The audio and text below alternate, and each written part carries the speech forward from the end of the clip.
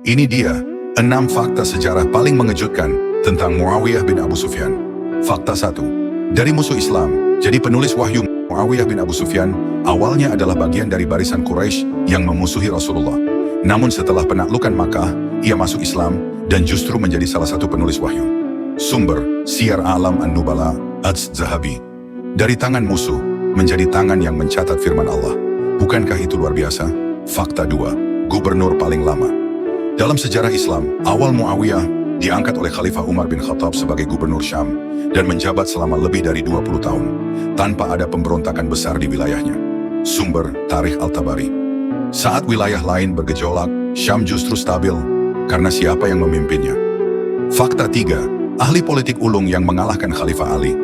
Dalam peristiwa tahkim, arbitrase, Muawiyah berhasil memanfaatkan celah politik hingga memperlemah posisi Khalifah Ali bin Abi Thalib. Ini membuka jalan baginya untuk menjadi pemimpin umat. Sumber, Al-Bidayah wal Nihayah, Ibnu Katsir. Banyak yang menyebut ini awal fitnah besar, tapi juga awal berdirinya kerajaan Islam terbesar. Fakta 4. Pendiri dinasti Umayyah, Kekaisaran Islam. Pertama, setelah wafatnya Hasan bin Ali yang menyerahkan kekuasaan kepadanya demi perdamaian, Muawiyah menjadi khalifah resmi dan mendirikan dinasti Umayyah. Sumber, Tarikh Khalifah Ibnu Khaldun. Ia bukan sekadar pemimpin, tapi arsitek dari sebuah dinasti yang menguasai 3 benua.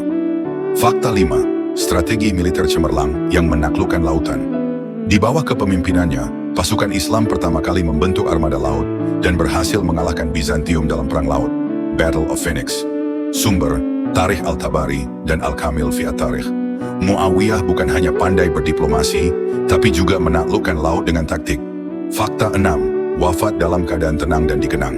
Sebagai raja yang bijak, Muawiyah wafat pada tahun 60 Hijriah dalam usia 78 tahun. Ia dikenang sebagai pemimpin yang penuh strategi dan mampu menjaga stabilitas umat Islam dalam masa transisi penuh konflik.